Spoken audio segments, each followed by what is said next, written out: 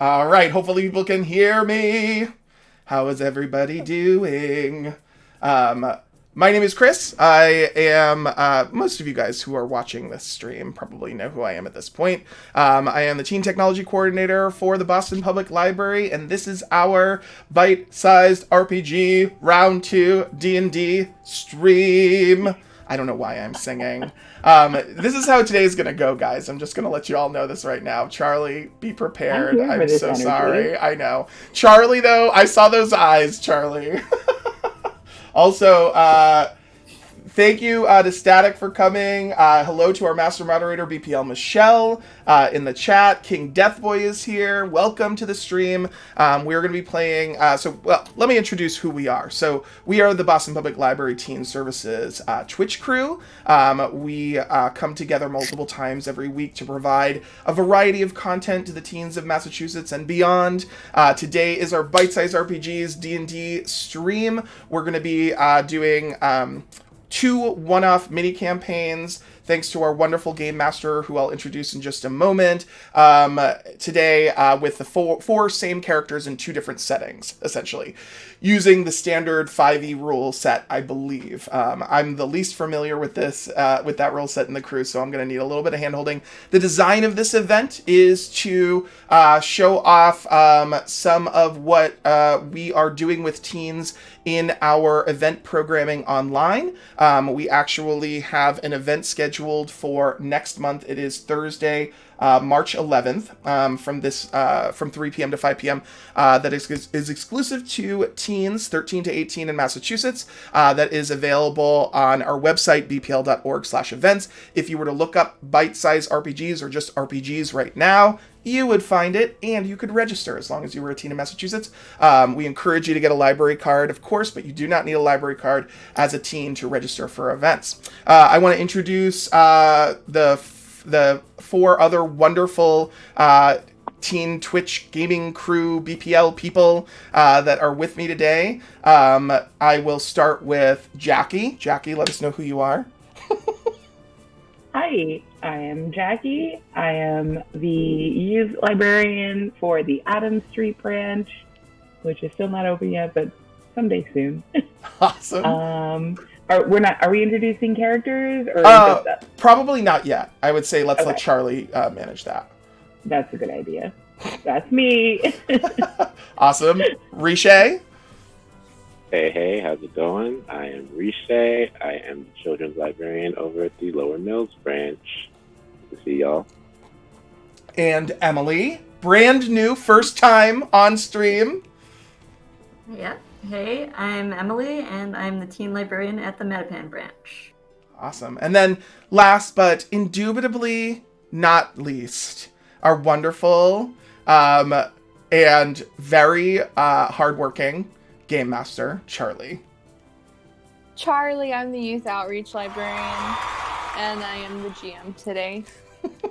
Charlie, you didn't hear it, but I gave you some applause, so the Twitch stream heard it. Also, hello to King Deathboy, aka Not the Killer. We've seen you before here on stream, and Static. Charlie, I'm going to let you take it away, but just so you know, here on the Boston Public Library Teen Services Twitch stream, we are serving teens of Massachusetts and everywhere else. So if you are a teen, stick around. There will be some opportunities for you to interact with the game that we shall be playing. Charlie, take it away. All right. So, our first game takes place in the fantasy city of Basta, starting in the Marketplace Commons in a little second store shop for a small private investigatory occult society. This occult society usually hires out contractors to seek out magical missing persons and items, or to go on scouting missions and investigations. The team assembled with 4 members has been brought together for one of several cases, the newest one being that several missing artifacts have been identified from Basta's towering archives and libraries. This group is assembled because of their thieving, sneaky, stealthy magical, whimsical skills and the knowledge that they bring. I want to take this opportunity to have all of you see yourselves in the second floor occult society. Tell me what you're doing and what you have gathered for your mission this evening. And we can start with Jax. Oh, That's going to be confusing for me. should I introduce her? Or? If you can introduce Jax, describe her a little bit, and what she has brought for this particular thieving mission. So she is a goblin. She doesn't like to be super obvious about that. So she probably has like a gray hooded cloak on with the hood pulled down. We have a halfling in our party, and I feel like she likes people to think that she's also just a little halfling poking around the city, but she's a goblin. She's green skin, red eyes, dark hair. And what has she brought with her? I couldn't afford thieves' tools. So I feel like she has mostly brought magic and wits with her today. I'm also broke, Jax. Don't worry about it. It's fine. The prices on those tools really skyrocketed. Ridiculous. The rent in It's on Boston. there. Everyone's on their hustle in Basta. This is everyone's side job. So, Beg Olax, would you like to introduce yourself? Absolutely. Awesome. I am Beg Ola. I am a halfling fighter, which I guess doesn't really make a ton of sense, but I'm Hey, cool with it. Whatever you like. Beg he used to be a gladiator, used to fight in gladiator fights. He is not the most intelligent halfling that ever was. He is mostly here to wreak havoc and cause violence. I'm trying to think of anything else that's important. Yeah, he doesn't plan things. He didn't go shopping for this trip. He believes that his fists are enough, but he does have a big ol' axe. All Love right, we've got a big ol' axe and some Good way to magic live. and wits. Ina Dudu, would you like to introduce yourself? Sure thing. So my character is Ina Dudu. He is a tabaxi, so basically a giant cat. Kind of more on like the cheetah range, less of the tiger range. And most tabaxi, they usually don't really travel much. They stick to themselves, kind of isolated society. But every now and then, they get curious, as all feline creatures do, and they might wander off, do some adventuring. Ina is one such tabaxi, and he joined the Thieves Guild, obviously liking interesting objects and shiny things, but also just interesting events in general. And he came to find that that was what he was most interested in, the stories behind the adventures and all the mystery and wonder. And with that in mind, he decided to focus more on the investigation side of things. So he became an investigator, private eye, traveling from place to place. And for the moment, he's kind of settled down in Basta. He does have some investigator's tools, mostly from his homeland. One, I'll just mention, he has the Yarn of Vision, which is a ball of yarn, but it has some like kind of magically enchanted weights and things on it. So when he tosses it, it kind of like replicates the trajectory of different things, different objects. How like maybe if a dagger was thrown, it might show what direction it went in or came from. So it's a useful little tool. And it's also fun to play with. That was on purpose, right? That was very purposeful. Okay. I wish I had scheduled in like a little cat, like you know what I mean, like bouncing a toy. GIF come down from top. It would have been perfect. Awesome. That could just be my video instead of my face. All right, Quiddity. You betcha. Call me Quid, Game Master. It's easier, it's shorter, and really I just live to please others. What you all know about me is I'm a little clumsy, kind of a fool, but you like me. That's kind of the deal with Quid. You're not quite sure what it is, but you tolerate me, despite the fact that I sparkle a little bit more than I should in my color scheme. Literally are pinks and whites. So like this and a little bit of this and just, stuff that I, in real life, am going to actually put up on my wall pretty soon. And I am an enchanter, which means that my whole shtick is about making things a little bit cooler, a little bit fiercer. I can even make you look a little bit fiercer to people if I want to.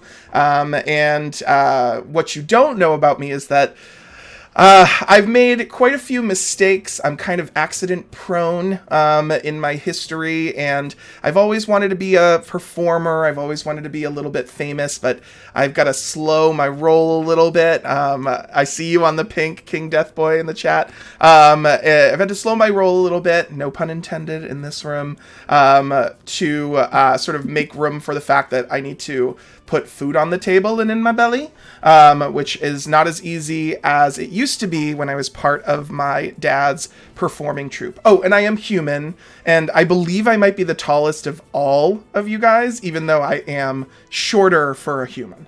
I think the tabaxi is... Is the tabaxi bigger? Tall. Oh, okay. 7 feet tall. Oh, never mind. Okay, yeah, never mind. What I said about taller, nope, out the window. Bye. Nice kitty. The way that the legs curve, bend. So He's got this nice slinky kind of look. All right. All right. So you are all set up on the second floor in this occult society, sitting together with a map in front of you of the blueprints of the Basta's leaning, towering archives. These archives have been in Basta for hundreds and hundreds of years. The city is old and has been repurposed many times as different kingdoms have risen and fallen. The archives are one of the last standing buildings from the original kingdom that built the city. So they have some of the oldest scrolls, artifacts, and magical relics that are in the greater empire itself. And Basta is considered a city of learning because of this. I don't believe any of your characters have ventured too much into Basta's towering archives yet. No, that was my dad. My dad had a connection. He died though. Okay. All right. Well, with a tragic backstory in tow. And with the blueprints laid out in front of you, you also have a prophecy received from the local crone. She is in the way of giving out forecasts for the day, for the week, usually forecasting warnings, ill omens, and one of her ill omens today that the Occult Society picked up on is a series of artifacts that she says are increasingly becoming ensnared in scales. Typically, when the crone is talking about scales, she is talking about dragons. And there are a number of chromatic dragons that roam in the greater empire at large. The last time that there was a major dragon in Basta itself was 400, 500 years ago, before it was finally scared out. And the city has had to rebuild several times because of the damage done by some of these chromatic dragons. So the thought that there's another one amassing a horde of some kind or absconding away with some of the city's really important magical artifacts is a big to-do in the magical community. And you four have been brought together because you have shown to be successful in past heists. And this, in its own way, is a bit of a heist, too. With that, I'm actually going to have you guys start rolling some checks. And I want to have, a meta moment here as the DM, but also talking to any teens who will watch this stream. With D&D, it's a lot more rules heavy than Dread or Honey Heist. There are several different kinds of die that you would use to roll for different effects, attacks, checks, saving throws. It's a very numbers-oriented game, and the character sheets are very complicated. I do want to point out that all of the librarians here today spent a lot of time on their character sheets coming up with these characters, and any rolls I'm having them make are going to be based off of the numbers on that sheet. With that in mind, I would like all of you to make an Arcana check and an investigation check of these blueprints. All right, so you might game master. Oh wait, so that's on the front page of our character sheet. I see. Yes. And so what we do is we add our modifier to our kind of our regular like attribute value. Or you roll the d20, right? You roll a d20. Cool. You have that static number, and then whatever modifier you have based on your stat related to it. So for Arcana, I believe it is intelligence. You got it. Yep, intelligence for both, So actually. for Arcana, it's intelligence. So yeah, you use the mod for that. If you have a proficiency bonus, then you get to add that on top of it as well. Gotcha. So in your little skills box. Yep, I see it. And if you roll a Riche critical taught me failure- well. So you have to roll. Alright. You have to roll under, right, Charlie? No. Oh, you No, wrote. no. Oh, okay.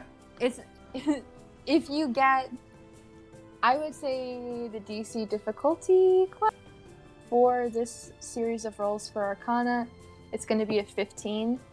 But for investigation, I'll say that it's a flat 10. Okay. So 15 and 10. So I'll do the rolls for everybody for this time, and then we'll see if that works for the future, if that's cool. So my Arcana is +2, which means that I would have to do 13 or better. Is that right? You would still have to do 10, or well, if you have a -3. Understand. It's okay. So my Arcana modifier, it says here +2. Yes. So if you rolled an 8, you'd be okay because you would have the +2. Gotcha. at the So end. Arcana is 10, Investigate is 15. Yes. So Okay. you have to whatever ends up adding up, it's got to equal a 10 for investigation, and it's got to equal a 15 for Arcana. No matter which way you Gotcha. get there, you have to at least get to that number or above in order to Gotcha. get a positive result. So, So I'm sorry. normally So you don't- Arcana is 15 Sorry. or investigation is 15? Arcana's 15, investigation is Okay. 10. So if we do the Cool. Arcana check first with a DC of 15. Let's do the Arcana check first for all 4 of Wow. us, okay? Yeah.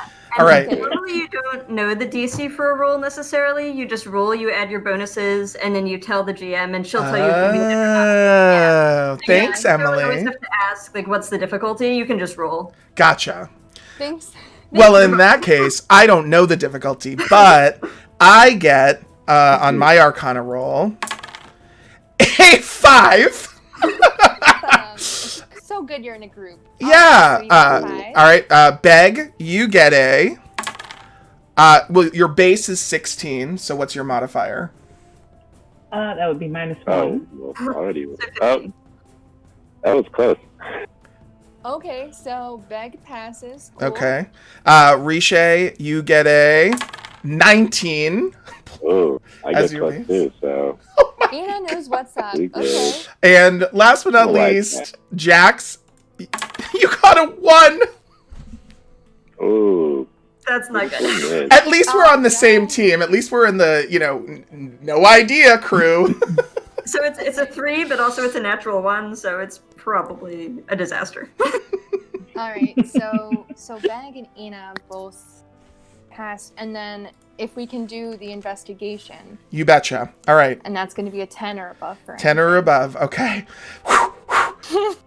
I got a 2 plus 4, so a 6. Hey, high roller. Unfortunately. High roller. I swear. Beg, your standard roll, oops, I forgot to press the button, was a 7. 6 then. Okay. Ina, a 1. Oh, damn. Emily, what is this website that you've sent me I to? don't like these dice. I take it back. And These are then bad dice. Emily, you get a 16. Okay, that's an 18. All Oh right. my god. You know what? Yeah. Okay. My So- theory, like, I've always felt that when I use a website to roll, I always roll poorly. My dice. I want my dice. Oh, All right. So to pull that all together, you're all sitting looking over these blueprints, and these blueprints are old. Jax, I would say that oh gosh, on your successful investigation roll, you can just eyeball these blueprints and say, oh, that floor has definitely shrunk by at least 5 feet at this point. Like, this map must be at least this many 100 years old.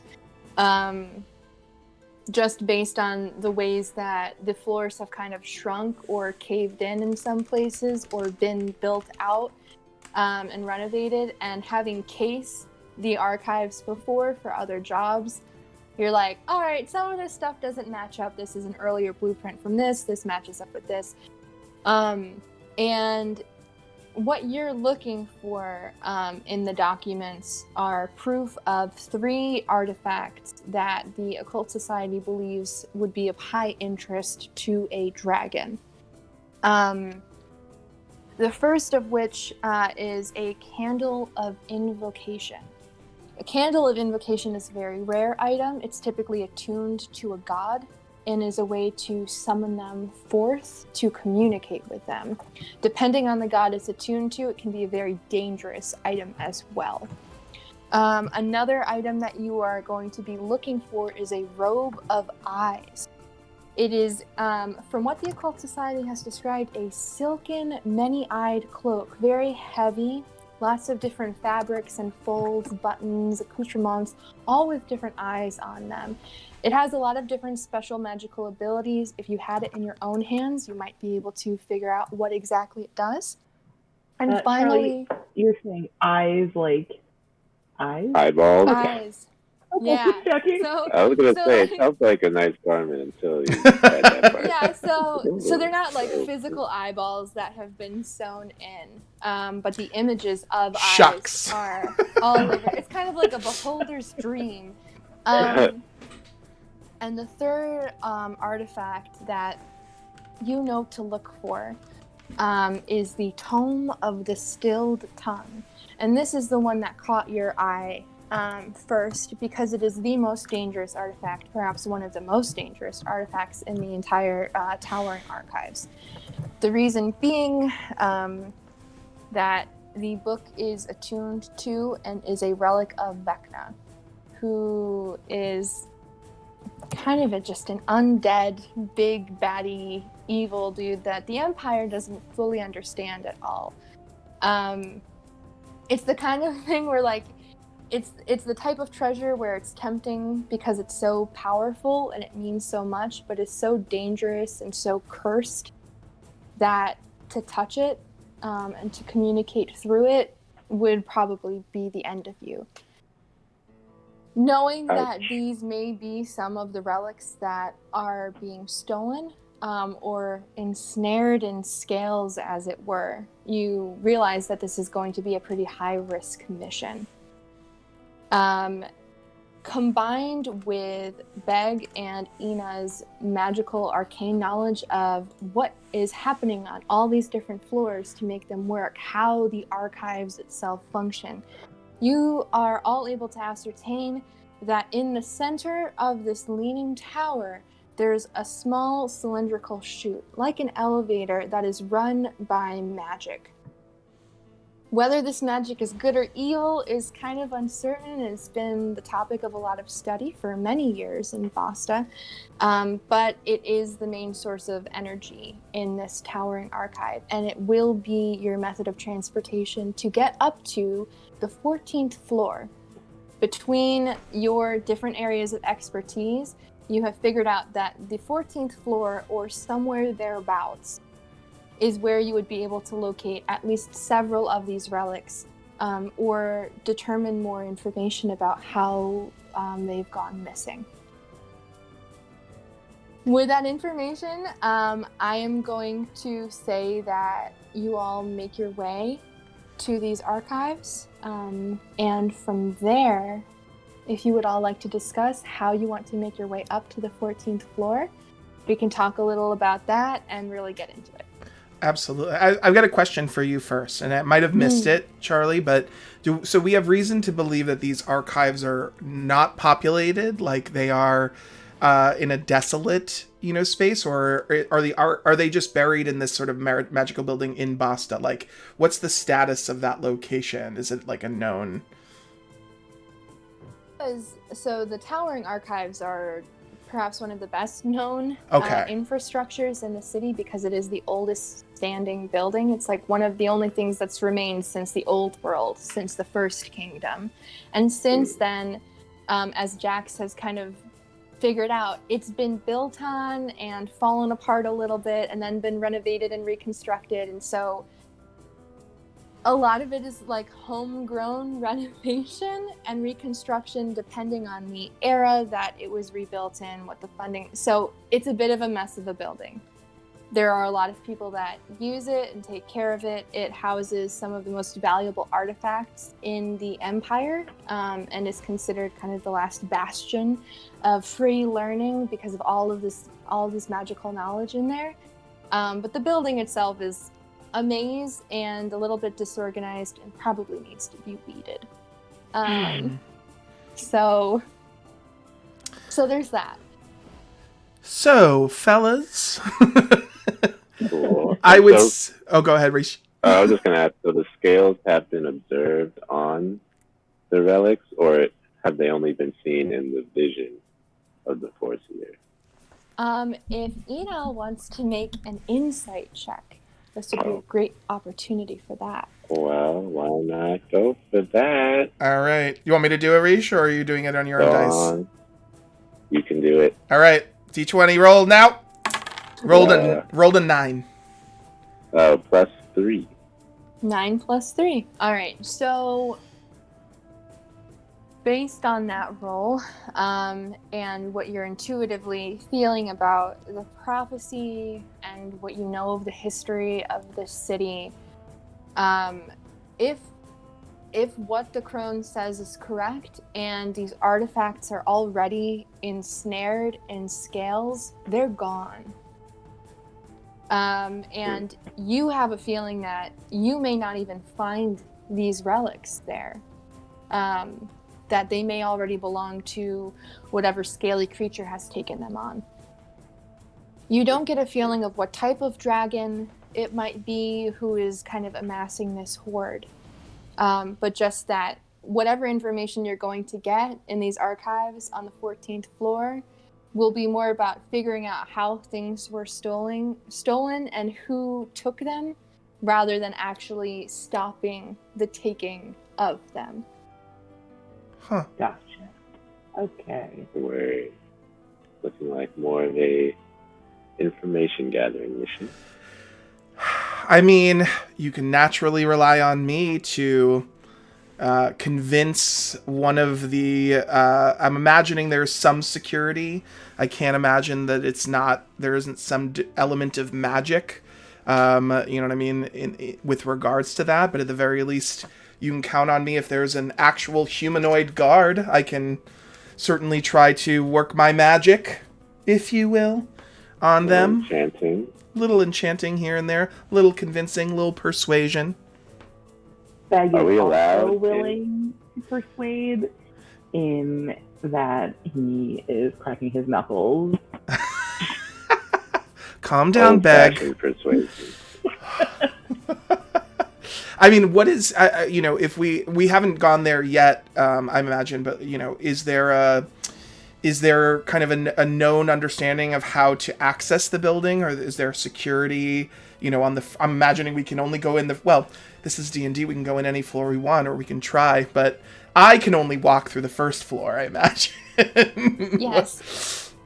that is how most people are able to access the archives. The first several floors are open to the public on a limited capacity, and then the next several floors have archive scrolls, artifacts where like you can reserve them for use and use them in the archives, but not. Does this sound familiar? It does sound familiar. It does.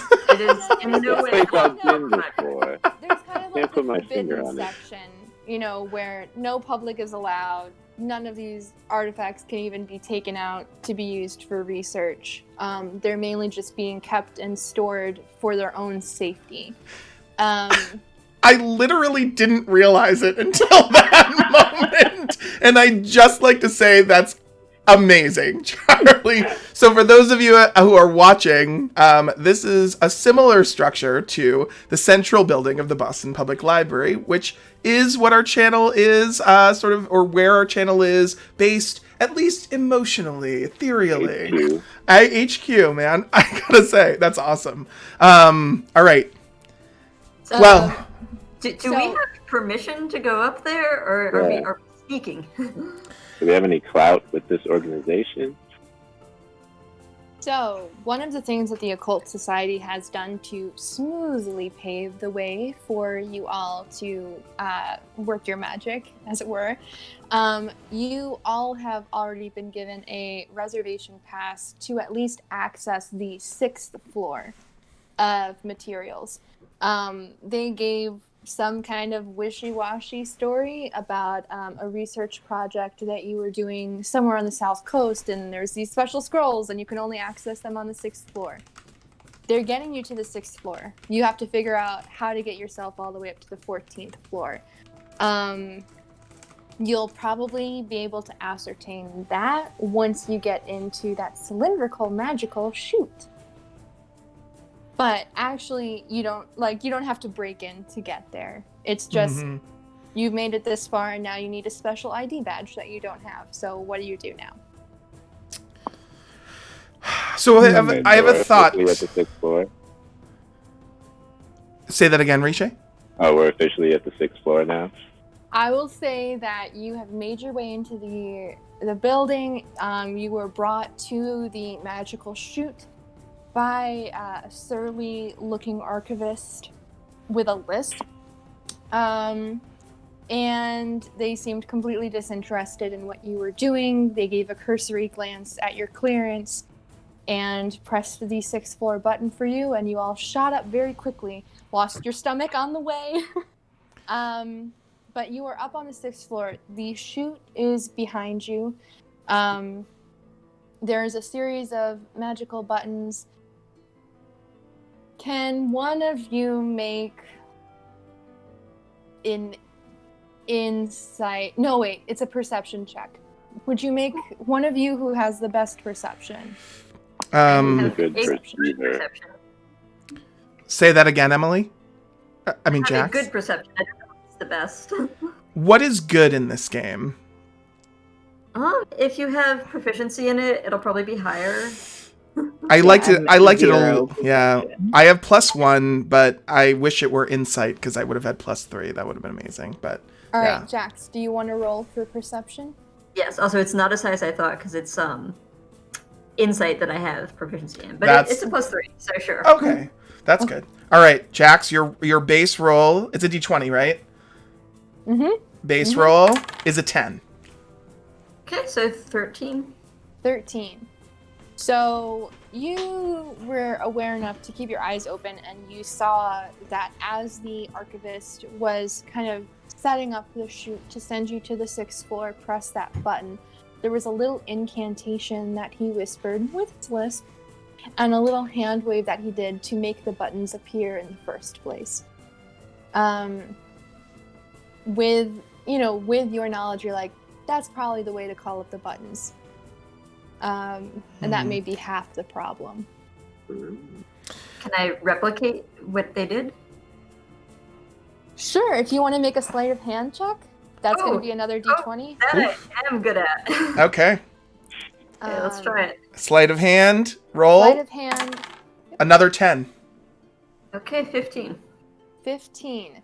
So you're able to perfectly mimic his little hand wave, but you weren't able to get the perfect cadence that he had in what he whispered. So you've got the movement down, but the spell itself or the incantation. Where is? Oh no. Where is he now? Oh, he's down on the first floor, probably drinking a lemonade. I don't know. Dang. If you have someone wizardy in Yeah. your group who knows magic, I do. They might be able to remember. Or maybe surmise. Okay. I mean, I was going to go and try to befriend the lemonade man, but that's okay. He's putting salt in his lemonade, so I'll instead rely on my cunning rehearsals during my singing past to remember the exact cadence. What shall I roll? Performance. I'm a +2 performance. Okay. Let's go, big rolls. I rolled a natural 1. I don't like this game anymore. I don't like this dice. I swear. Oh, wow. Okay. So a 4. Okay, so let's see how quickly this can skyrocket. Jax, you are able to follow along with the movements. You are listening to Quid whisper, utter, butcher. Definitely not what you heard that archivist whisper, but you're trying to be supportive. You're rooting for them. You're trying. And you all kind of shuffle back into the chute to try and make this work. I need all of you to make strength. Actually, it's dexterity saving throws for this. Better. I prefer that. Is that just the value of my dexterity, or? In the So saving there throws should box? be a. Oh, go ahead, Riche. You were the one to explain it to. Oh, that was so just above the skills box. Yep.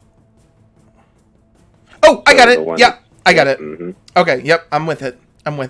Okay, and these are d20s.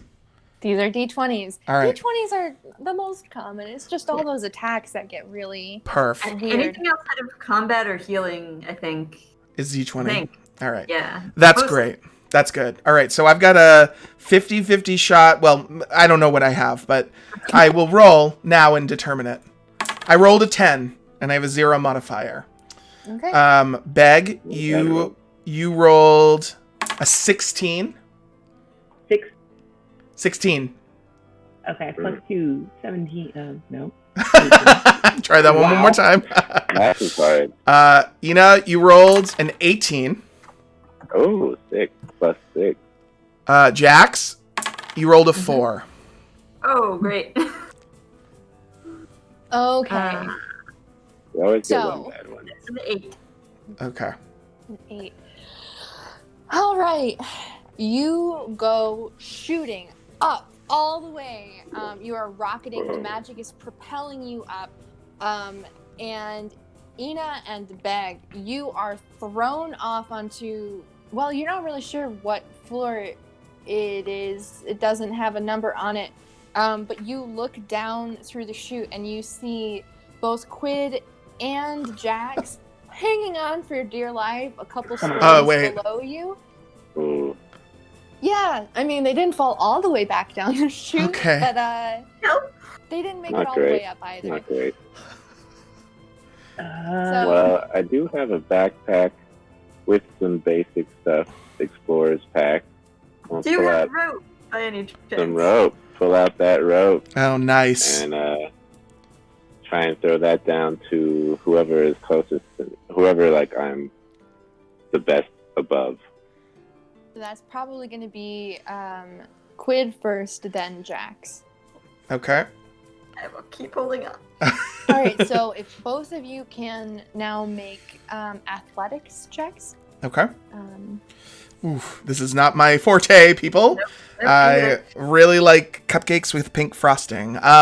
Let's go with my next roll. Oh, wow. A moment of clarity for my muscles. A 16 with my modifier. Ooh. All right. Or I'm sorry, 15 so with my modifier. My bad. 15. Quid, immediately you start pulling yourself problem. up. You saw your life literally falling down that magical ship behind you. You're like, I'm leaving it behind. I'm starting a new life. When I get to this floor, it's all going to be different. And you are able to pull yourself up, and you are now curled up on the floor beside Ina, who is still holding the rope for Jax. I'll be fine. Just a moment. I'll be fine. Okay, and then Make yourself a cat now. and then Jax's roll, a 3. No. That's a 3. I've got no strength. I You're help holding you on by a somewhere. pinky. You're just holding on by your little pinky. Oh, Yeah, gosh. Jax, if you want to make the noise of whatever it sounds like to be falling. Is that okay? I'll give you a second now to just like fully do it if you want to really fall. Physically? No, I'm not gonna make you physically fall. I mean, like, Emily, didn't you know that physical comedy was part of the deal today? Right. yeah, if you're not falling out of your chair. She's gone. There we go. Amazing. Yeah. So you'll hear a little, Oh my god. No. and then, oh, this is not so. And then silence. Jax, we'll figure you out in a sec. As you all are now on what you realize is the 14th floor. You did in fact make it. You got shot up like you were a little Pez in a Pez dispenser and distributed it out onto the 14th floor. While Jax gets their bearings, all of you should make an investigation check. You are where you wanted to be. Oh, okay. Investigation check for me is pretty good. I'm gonna go with... Come on! 19, 15 plus 4. Ooh. All right. Okay. Beg, your natural roll is a 5. And -1. so a 4. And then Ina, your natural roll was a 9. Oh, that's 6. 15. Ooh, 6! Okay. I Okay, have no cat. idea. Investigator over here. Hey, that's my bread and butter. Mm-hmm. Okay. All right. So, with those successful checks, you are looking around for, in any of the file cabinets and any of the displays, you know that you're not even close to like the refrigerated sections of the Towering Archives at this point. So you're mostly looking at these kind of felted, inlaid cases where certain types of jewelry, brooches, some ceremonial armor used to be worn. So all of these things are kind of laid down on these like little felted jewelry boxes, essentially, or in these beautiful glass cases as if they were a part of a museum exhibit. As you're walking through, Ina, you are searching keenly for the artifacts you know are probably missing. And as you are looking at all these different beautiful glass display cases, one of them has actually been smashed open. Not even carefully removed, just like totally shattered out the back. Your eye immediately hones in on the little label, and you realize that that was the case for the Robe of Eyes. Can I know you're talking to Ina right now, but can I cast detect magic on it and see if it's trapped or like anything like that? You mean the case itself, or Yeah. the item that's not there? The Okay, case, so the item, or if there's any residue of magic. Sure, yes, you can detect magic. Okay. I believe that takes a check. Yes. I think it's just a yes or a no. Okay. You detect a lot of traces of magic in this room. It's kind of like listening to crackling static. There's so much going on. There's so much residue from so many hundreds of years of different wizards and warlocks and sorcerers who have come through and studied these materials and taken them out and put them back in. that it's difficult to tell whose is whose. Makes sense. Fingerprints would be a difficult thing to kind of detect in a space like this because there's so many hands on this. I will say that you, as well, with a successful check, are also looking around and investigating what is going on. Like, what am I missing? And you don't find any of the places where the missing artifacts might be. You're looking for things that might be a candle, lit or unlit. You're looking at some of the different bookcases that they have. The Tome of the Stilled Tongues is pretty iconic in that it has a literal tongue nailed to the front of the tome. Hard to miss, right? But it's not there. You're not finding anything, but you're also not finding that like obvious space where it's clearly been taken out. What you are noticing is a lot of artifacts and relics and decorations on this floor that are scaly, but they are not scaly as far as dragons go. I need one of you to make a history check. It could be me. I might be.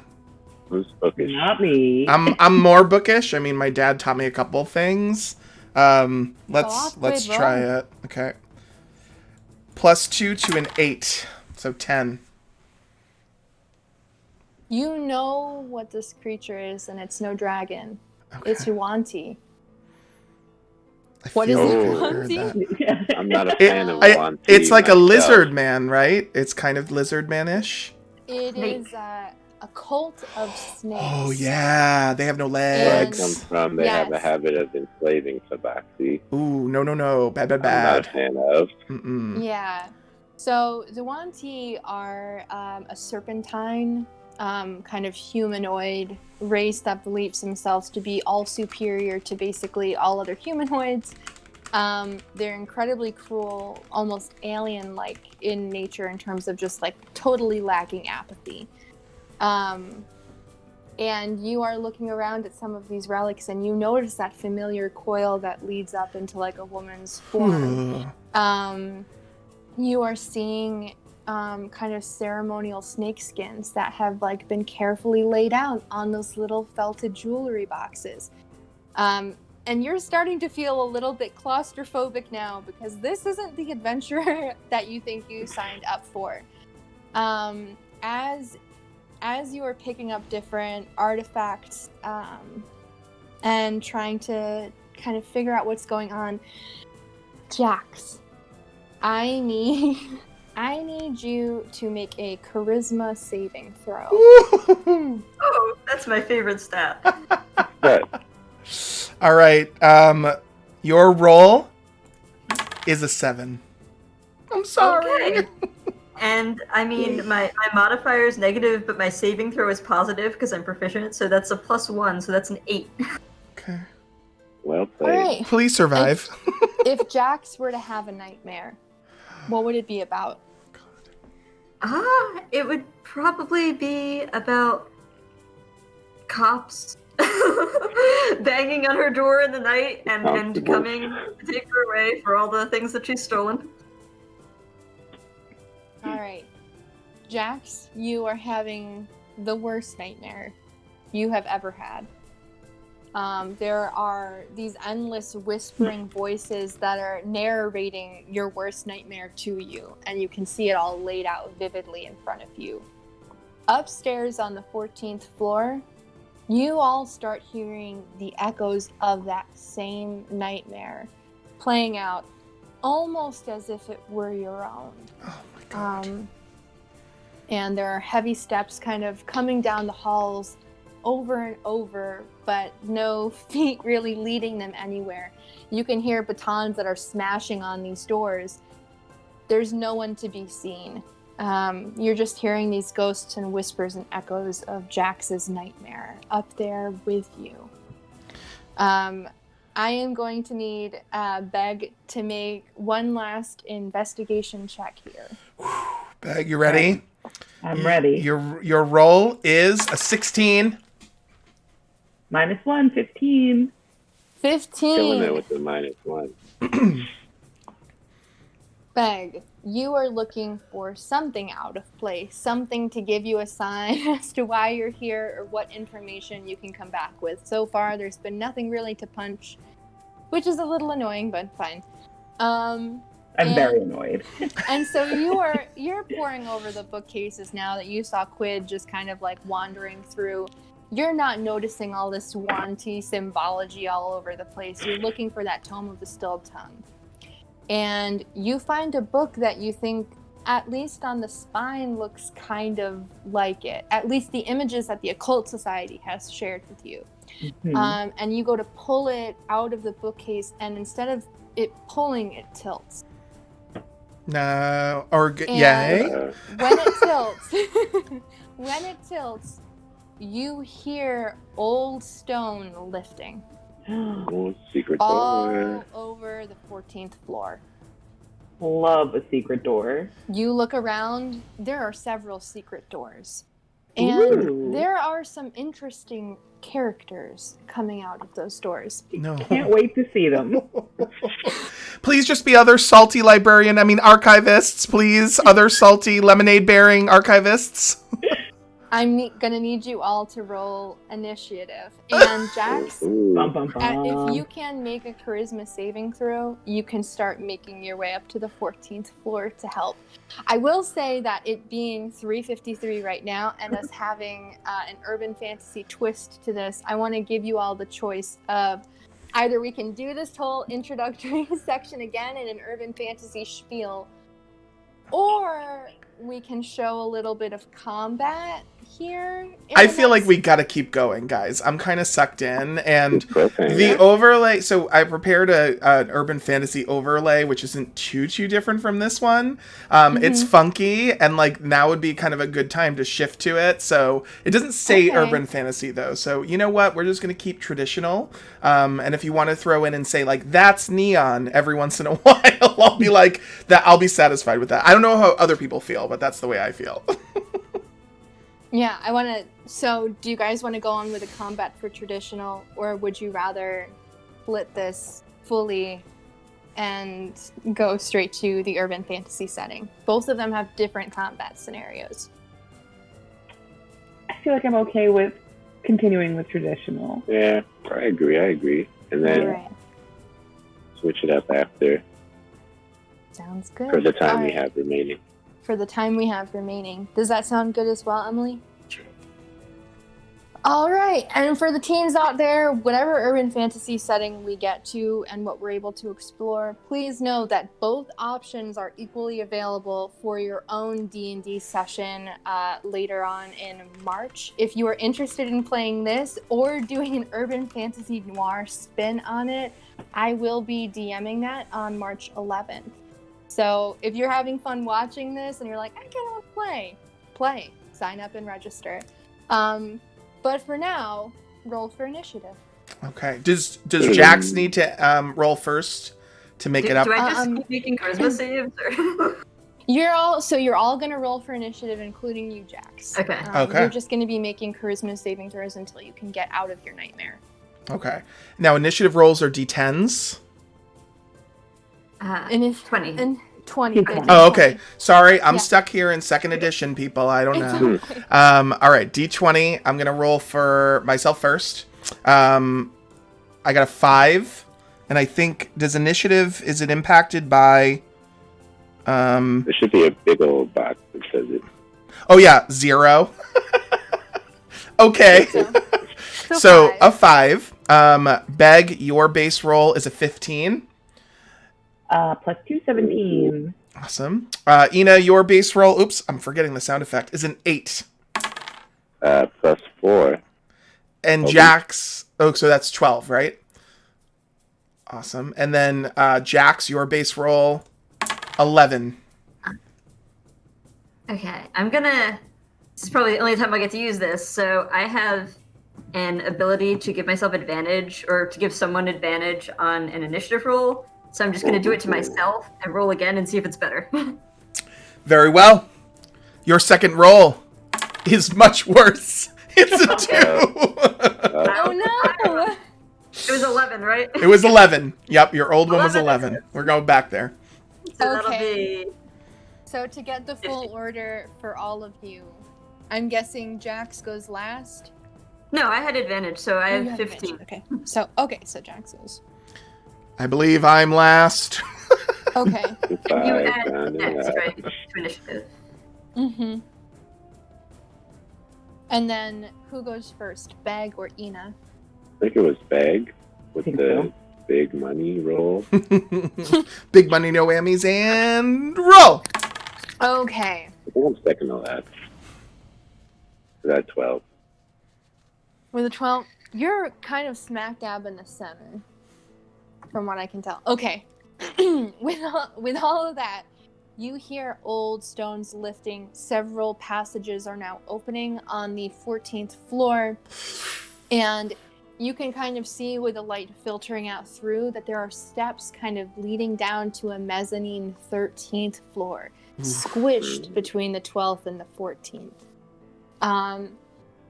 If Jax were there, she would probably be like, I didn't see this in the blueprints. What is this? But this is a hidden mezzanine 13th floor. Ooh. From it, you see three wanty cultists, all start to come in. Thanks. My least favorite type of cultist. These cultists are still human, but are a little mad because they're worshipping a serpent god named Seth. And Seth is not a nice dude.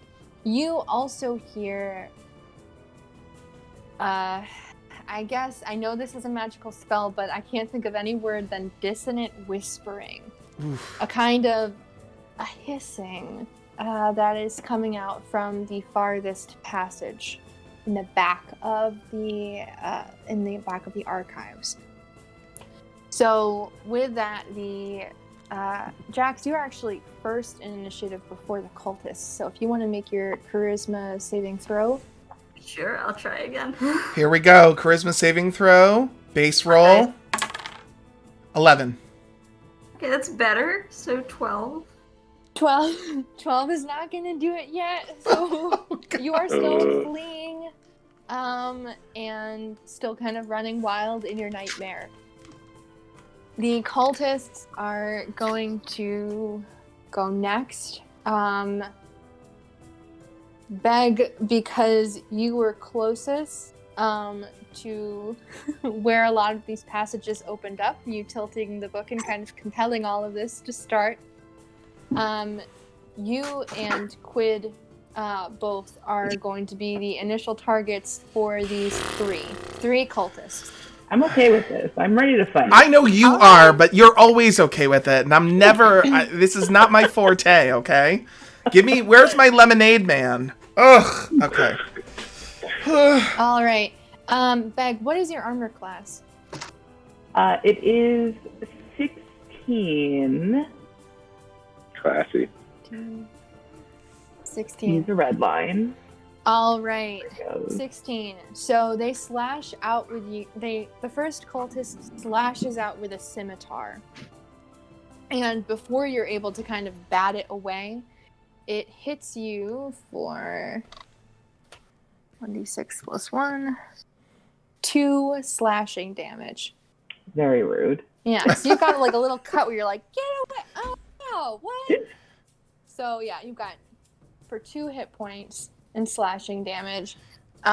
Next up is going to be a cultist. Quid, what is your armor class? 10. 10. So that's gonna hit with 14 plus 3. We gotta make you beefier. And they're gonna hit you for 5 slashing damage. Okay. With their Ooh, Ouch. pretty. With this stuff. Dreadful. Great ain't so pretty. So you guys are getting poked at, essentially, with these little blades. The third cultist is going to come for you again, Beg, and that is going to be a 19 to hit. That is going to hit.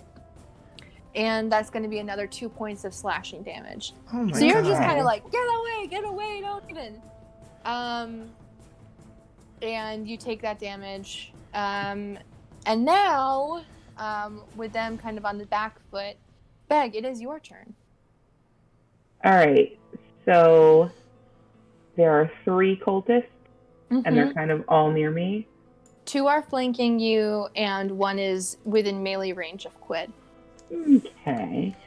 I'm going to do what I do best, and I'm going to go ahead and swipe at the one to my right, Okay. I guess, with my great axe. So, Chris, that is 1d12. Okay. Got it. Oop, don't got it. Hold on one second.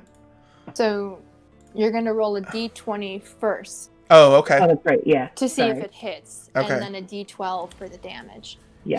Here's your hit roll. Okay. A 2. Well, plus 4, so still a 6. That 4 counts. That's a heavy swing and a miss. Oh man. So Alright. I don't even get to roll the d12. I was so excited. No. You don't have multi-attack, just the one? I can action surge. I like the sound of that. I might as well use it now. I can only do it once, but let's just go ahead and do it. Okay. Okay.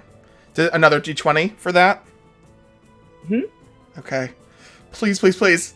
An 11. An 11 almost... Wait, do you have anything to add to that? Plus 4. Plus 4? That hits. Their armor class is 12. Nice. All right, roll your d12. Okay. All right. A 2. 2 Uh, for slashing. Alrighty. Plus, Slashing damage. 2, so just 2 slashing damage?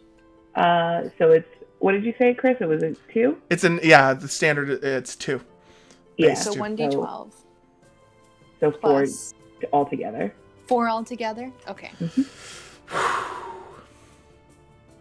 All right. So you have slashed at one of them. They're hurting pretty bad. None of these cultists is really wearing a lot of armor.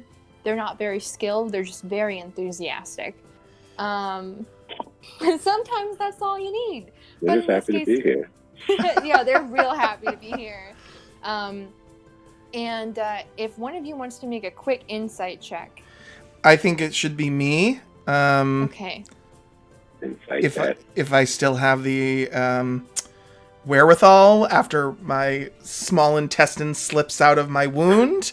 All right, got to switch back to a d20. Another one. I got a 2, y'all. I got a 5. It's a 5 with Oh my my God. 3. So you're freaking out, Quid. You're like, they mean to kill us. I'm gonna die here. It's all ending right now. I mean, Ina and Beg, you both are like, I know a little about these creeps, and like, they don't want to kill us. They want to scare us. Like, you're food for later beasts, not for these. But Quid doesn't know. Quid's just losing it. This is not the first time, Chris. Right. no, it definitely isn't. I tell you, put me in front of the non-nasties. I will charm the pants off of them. my But put me in goodness. front of these nasties, I'm useless. Ugh. Ugh. Ina, it is your turn. Word. So, I'm gonna move over to the one that's fighting with Beg, Okay. and I will attack with a sneak attack, as long as they're within 5 feet of another enemy. Are you Beg going is- for the one I that could Beg hasn't slashed at yet, or is The one that Beg has already hit. Okay, yeah, that works. So d20, Just dogpile on them. Yep, D20. let's make it happen. 18. Ooh, what? Okay. And then since it's a sneak attack, it'll be 2d6s. Okay. Here we go. A 7 total. Could be worse. Cool. And then They're plus down. 4. Oh, well, it doesn't even matter. They're done. Oh. You're done, son. Awesome. You lash out at them. They don't even see you coming because they're still just holding their guts very much like Quid, like, what? Before they even have a chance to turn around and see you, you got them, and they're down.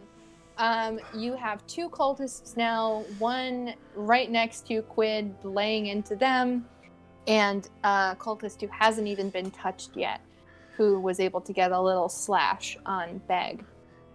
Quid, you is it me? are up next. Yeah. Oh. Are these creatures considered humanoids? Yes. They're human. Okay. The cultists are human. Cultists are human. Okay, but they're not Yuan Tis. They're actually human cultists. The cultists are human. Yes. The cultists are human. Yes. Gotcha. All right. Well, in that case, let's sick a crown of madness on Mr. Small Intestine right in front of me. Ooh. It's Do you wanna basically describe what that does? so insofar as I've read, and again I'm no expert, but insofar as I'm read, it's like Charmed Person, but they get this crazy-eyed thing, like when Beg gets really hungry, and whips out their weapon when I try to reach for extra bread at the dinner table. Not that we eat together often, but we are co-investigators. We have to do it every once in a while. I am basically going to try to ensnare and control the mind temporarily of this person. It's kind of like a Charmed Person if the person kind of goes a little cray after I successfully do it. That's my thought, at least. So, you, Okay, Mr. Person, Mr. Culty, you right there. I'm coming for you. Do they have to make a saving throw? I don't remember, but I can find out. Let's see. Crown of Madness. Sorry, I didn't memorize all of that stuff. It looks like Wisdom save? Okay, thank you. D&D expert for the win. The reason I ask is just because cultists have an advantage on saving throws against being charmed or frightened. Boo! But I don't know if Crown of Madness fits into that. Do they have a penalty against those who glitter and are pink? I'll let it pass just for the flash of it. They've I'll never try to been make- charmed by somebody like me before. Okay. So it's a wisdom saving throw? Yes. Okay. It's gonna be 10. 10 even. Does 10 even, what is your magic DC? Spell save DC. Spell save DC. Thank you. Third page, thank you. 12. 12. Okay, so they do not save against the Crown of Madness. What happens to them? You describe My it to cultist me. now. Okay, I'll describe it. So, the normal crown that comes with Crown of Madness is like this gnarled, twisted, barbed wire dealio thing. Not my Crown of Madness, though. My Crown of Madness looks like, not to try to bring commercial into this, but like Burger King crowns? So, like, imagine that the Burger King crown automatically rotated, kind of like a little bit off axis, like, one of those little top hats that you wear, like, cocked off to the side. Spins a little bit. It's pink, hot pink, and a little bit of white. And he basically looks like he'd be, at least from the forehead up, presuming it's a he, it might be a they, it might be a she. Looks like she might be a backup dancer for me, but just from the forehead up. But definitely there's something like, it attracts the eye. It's definitely something that can be seen. And she does turn, she's just like, ah! Oh, yeah, she's crazy. Yeah. No, she was completely sane before. Mhm. She Right. had everything sorted out. She Had a the great priorities life. Straight. You really came in and messed things up. All right, Quid, is there anything else? Or are you all set for your round? Are you happy with your crown? I'm happy with my crown. Okay. So, with the crown now spinning tightly over this cultist's head, Beg, Ina, Quid, that whispering gets a lot louder. And you see emerge from that passage farther down the archive what you've only heard of in legend a Wanti Mind Whisperer. Now, the Wanti, these snake people, deal in nightmares and nightmarish visions. The worst ones gain a lot of energy from terrifying and terrorizing their victims rather than straight out killing them. It is their misery that ends up bringing them the most satisfaction. A Mind Whisperer in particular is the kind that will psychologically torture its victims before actually doing away with them. And this Mind Whisperer is now approaching all of you. All right. Bring it on. When I'm just gonna let them, they're a little beefy. I'm just gonna let them stand there for a second, so you can feel the full force of their intimidation. Are we positioned in such a way where like they are fully like aware of all? Like, do we all feel like that we're in their gaze? You certainly feel within their gaze. I would say that because none of you have, gone and like rolled a stealth check. Ina is now out of hiding and can't do a sneak attack. You're all pretty well out in the open. You haven't hidden in any of the stacks or alcoves or anything. So you're all within its gaze, and it's all within yours. And it's within range of your spells, probably not your melee attacks. Mm-hmm. But that also means that you're within its range for all of those things, too. Okay. So with that, it kind of enters this little battlefield of an archive. Next up, back to the top of the docket, Jax. I'm rolling my die. My die. All right. All right. You roll your die, and we'll see what happens. Oh, come on. Been failed too many times. Okay. And what am I adding? It's been a while. Charisma. Oh, charisma. But it's a save. Okay, 13. That failed before, didn't it? Yeah, it did. Is there anything I can do down here? No, I mean, you're in the middle of like a waking nightmare. If you want to describe what sleep paralysis feels like, that's probably what you're going through right now as well. It's when you wake up and there's something on top of you and you can't move and you can't speak and it's just kind of, going to kill you any moment and there's nothing you can do. That's sleep paralysis. Waiting. Any of this help by like throwing down a glass of water? So, I mean, if one of you wanted to make kind of like an arcane check in here, I'll let that be like a free check that any one of you can make. Can I possibly suggest to my new friend with the Burger King crown that she needs to help? You can. And when it is her turn, which starts, well, now that Jax has failed that charisma saving throw, it starts now.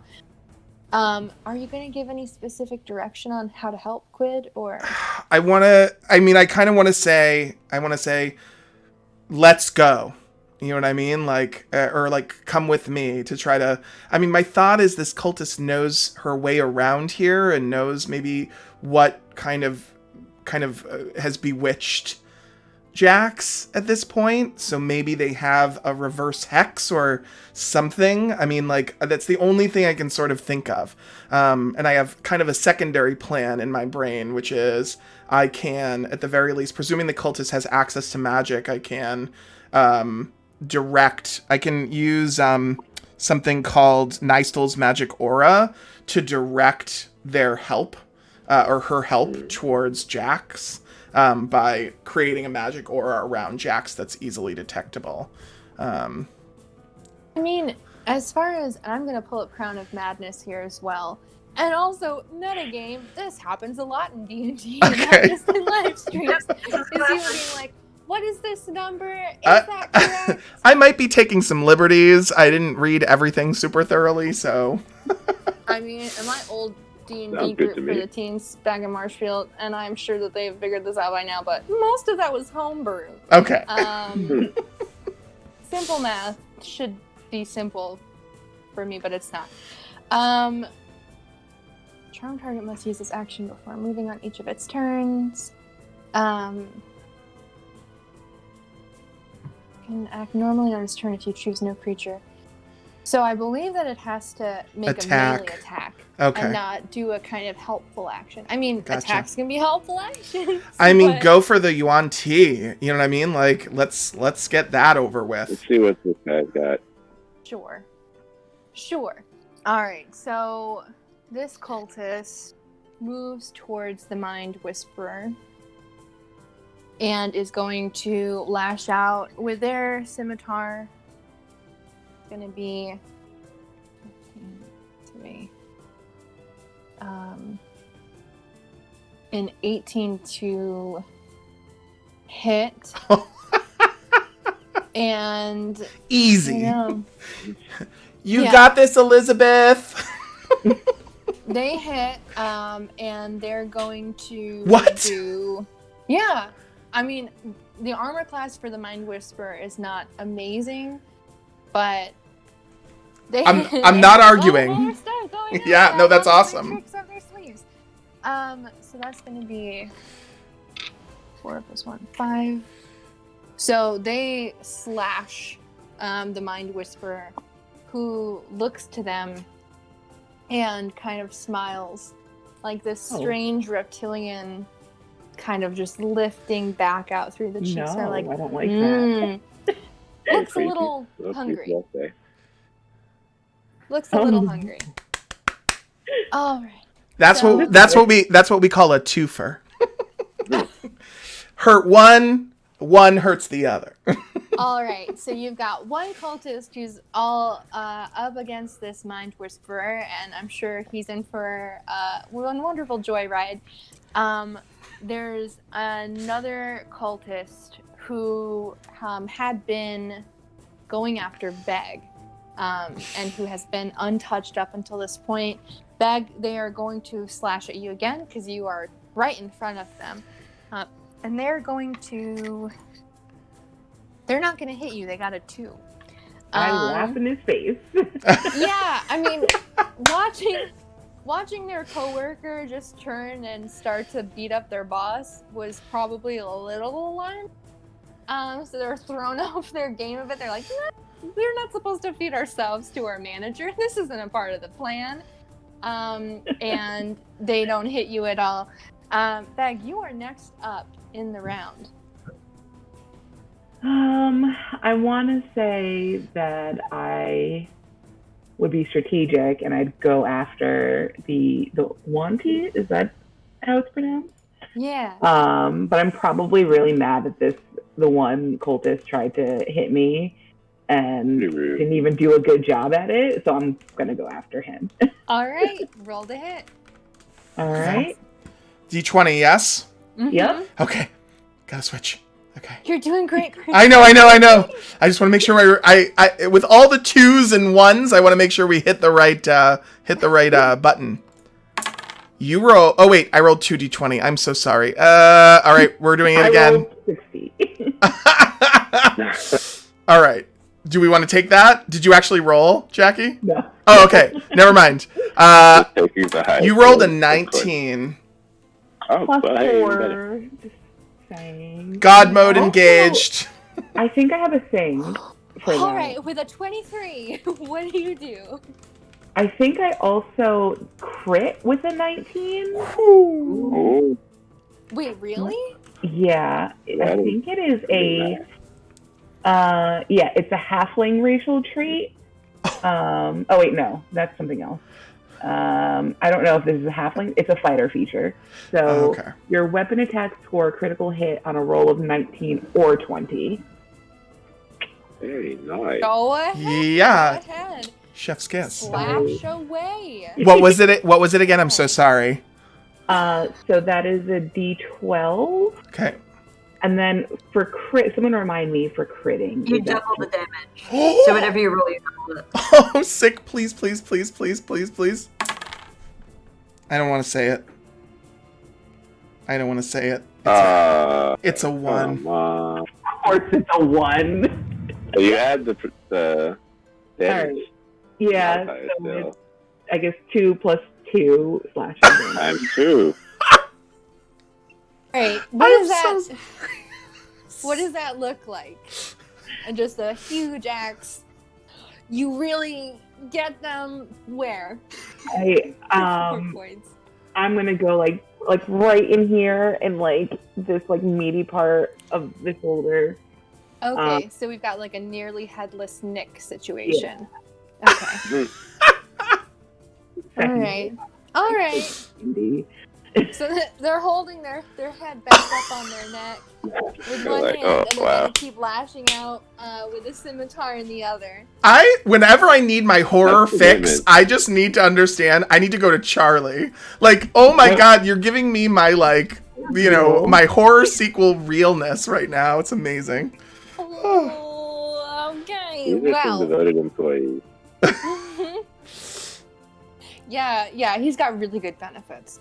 Yeah, they'll fix that right up. Some of the perks of the job is on-site healthcare.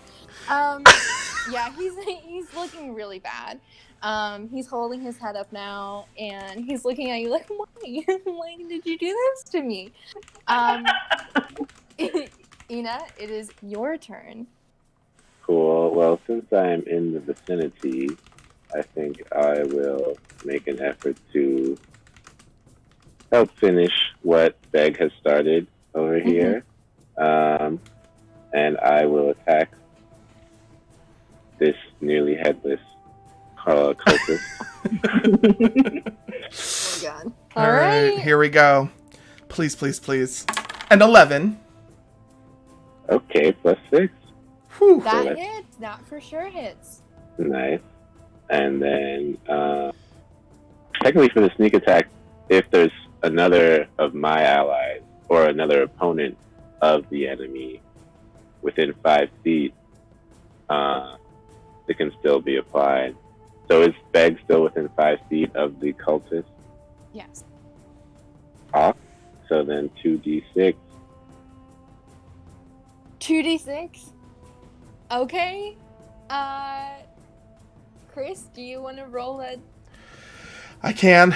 Okay. I will. Oh boy. I don't know why we still I mean, trust this me. cultist is down. An 8. In 8.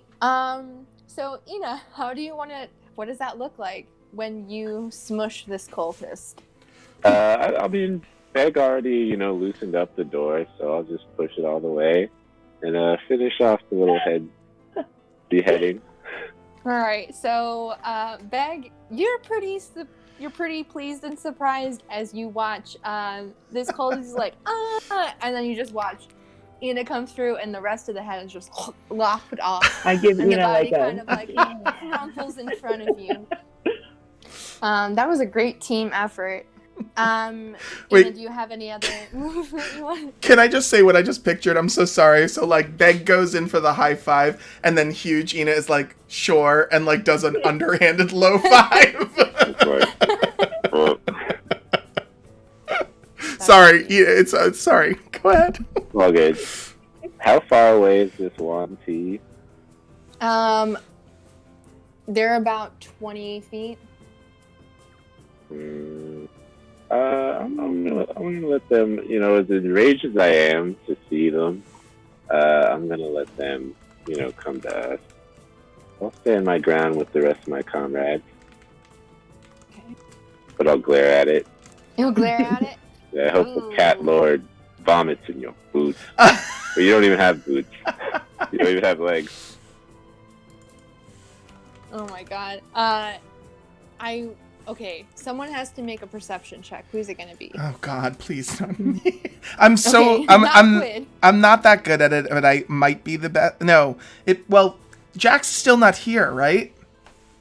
Jax is still not here. Oh my Jax still has God. to make that charisma saving throw. I'll do it if you guys want. I have a +1. Yeah, I'm 0. All right, let's make it happen. I reluctantly perceive. All right, a d20 roll, a 4. I don't know what's happening. You're panicking. Yeah, I am. You're panicking. It's fine, Your but I'm peripheral panicking. But like, vision's a mess. I'm super proud of Elizabeth, the cultist who, has that pink crown. But like inwardly, I'm like, oh, not good enough, never good enough. All right. And I don't even know, is the crown still on their head? I think for a couple of Champion receives its rounds. action. On your subsequent turns, you must use your action to maintain control over the target. Oh. Oops. So all you can do Also, is the target control. can make a wisdom saving throw at the end of each of its turns. Okay. I won't retcon it and make a wisdom saving throw now, but Okay. I will say that for your turn, if you want to keep control over that crown of madness, That's gotta that be is your your... action. I feel like I want choice. that. I feel like at the end of the day, it's distracting enough if the Wanti is licking their chops, like over this cultist. I feel like at the very least, it's enough of a distraction, and I've got a couple of other distractions to throw at it in the meantime. But we've offed one cultist. The other one is untouched, so I feel like I'll maintain this with my action if I still can. All right. So, with the end of your turn, Quid, I am going to need Beg, Ina, and Quid to make Constitution saving throws. I'm really good at that. Okay. And Jax, if you want to on your own, I don't know why I'm whispering like this on the same screen. if you want to make 2 charisma saving throws, so like a charisma saving throw with advantage. Nightmares only last so long. They Right. right? They have to end sometime. Okay, so I still like saving Jack. throws. I still like Beg's plan of throw a glass of water down the elevator chute. Just hydrate. There should be some kind of spell that will save me from this, but there's not. Not that I prepared. Dancing lights. I could try to. I'm thinking to myself, like, I could try to wake her up with color spray, because certainly, like, even though it's meant to blind, it would potentially stimulate a person who's asleep. Is that a stretch? Am I stretching? Creative. Yeah. I'll say. All right. So who's rolling first? Sorry, I know that we have a bunch of rolls. So Jax, if you want to do your charisma saving throws with advantage, I'll let that happen while this crazy scenario plays out. It's a 10. So that's gonna be 10. Okay. I will tell you right now as a DM that you will be in this nightmare for about 1 more round, and then you can wake up and start If you making your choose. way to the 14th. Yeah, if you want to just like stay in your Keep dream for a sleeping, little man. while longer, just soak in it. 5 more minutes. But Hit the snooze button. yeah, if you don't want to hit the snooze and you want to make your way up to the 14th floor after this round, it is in your power to do so. Yay. Yeah, y'all are gonna need some help. So Constitution saving throws from Beg, Ina, and Quid. Okay, we'll start with, so those are my little +1 thing, or like whatever, like the big numbers on my first page. Mm-hmm. Well, it's the Yep. Constitution saving throws. Oh, I got it. Yep, it It's is on the the big first one, page. yeah. Yep. Okay, I'm with it. I'm learning, people. Mine is a +1, 7 to a 17, so 18. 18. Okay. And then for Beg, his is a 14 plus whatever modifier. 4, 18. And then for 18. Ina, a 9 plus whatever. Oh, +0. Oof. Strong Okay. cat, not a healthy cat. All right. Sneaky So cat. with that, sorry, this math, my goodness. All right. You start to see 2, 3. Okay. I'm not entirely sure what your health situations are like. I will say that if If you succeeded on this, which Beg and Quid you did, you will be taking 7 points of poison Oh damage. my god. Yikes. Ina, I'm you not will be looking forward taking to mine. 15 points Ugh. of poison I have a damage. question for the DM. If I have resistance to poison, Ooh. If you have resistance to poison, on the fly here, not knowing any better, I'll say that you can have that 7. If you're willing to round it up to a 4. sure. Okay. So then you take 4 poison damage, Quid, you take 7, Ina, you take 15. As you watch this Mind Whisperer, he's got one hand about to reach out and basically crush the skull of this cultist.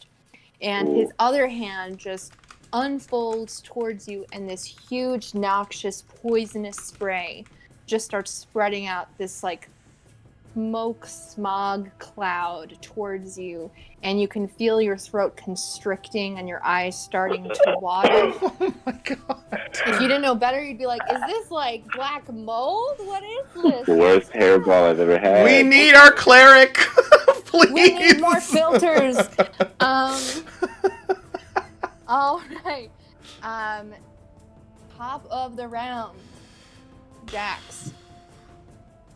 Are you awake? Oh, do I roll now, or am I just awake? I'm going to say you are, if you want to be awake, you're awake. I want you to be awake. Kind of benevolent GM. Applause for Mercy. I wake up. What do I see? Do I see any opportunity to get back up? So you have been lying basically at the bottom of this chute, floor 1. So when you wake up, you are staring all the way up this cylinder. And it's just kind of the swirling blue, kind of purple, pretty magic when you're just waking up. You have a hell of a headache. And I am gonna charge my iPad, but you have a really bad headache. So if you want to wake up and tell me what it is you're doing, if you can make like a really great acrobatics check, maybe that might help. Or Sure. Did I take any damage from falling? You would. I'm gonna spare you right now and say you were floating down a magical chute. Yeah, floating. You fell to the bottom. Floating. Yeah, you floated. Yeah. You floated. Acrobatics. All right, here we go. Yes. I don't have rope. Every D&D character ever has rope, but I don't have rope. Oh, come on. I guess I'm just climbing. Are The you god of thieves? Are you still taking your own rolls, Jax, or do you want me to roll for you? You can roll. All right, D20. Here we go. An 11. Cool. Okay, and it's acrobatics, right? So that's gonna be 15. Okay, so you hardcore parkour your way up to the 3rd floor. You are bouncing against the walls. You are pushing against the energy of this like magic chute, which has a kind of like magnetic push to it that you can feel like a little force field around it, and you kind of use that to like bounce up off against it to get into the doorways of these different floors. So you're up on the 3rd floor now. That's one successful acrobatics check away. Do you have any bonus actions or anything you'd like to use to try and get a little farther? None of my magic is really gonna help, but I wave my small intestine in and reassure Jax that her magic will indeed help. I'm very dexterous. I can try jumping. I don't know. That's all I got. So are we without healing ability as a party? Yes. Oh, that's good to know. Right now. I'll give you one more dexterous jump if you can make one more acrobatics check. Here we go, Jax. A few more floors in this round. It's only an 8. But that makes it a 12, right? Because it's plus 4. Yeah, also, well, I won't do it now, but I'm going to do something before the next roll. Okay. I'll say that with a 12, you are able to scale up to the 4th floor. But that was actually a little risky for you, and you're gonna catch your breath for 6 seconds exactly. Then next up in the round is going to be our final cultists with the pink Burger King crown. Yes. They are going to actually have to make their own strength saving throw. They got a 4. They fail. And you watch as the Mind Whisperer reaches out with their slightly larger hand and comes in on this cultist skull and crushes it like a little piece of tin foil. Okay. And just chucks it to the side. And starts slowly flicking its tongue and looking greedily at the three of you. Next up is Beg.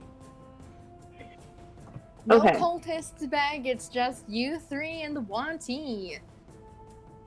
I would like to propose something here.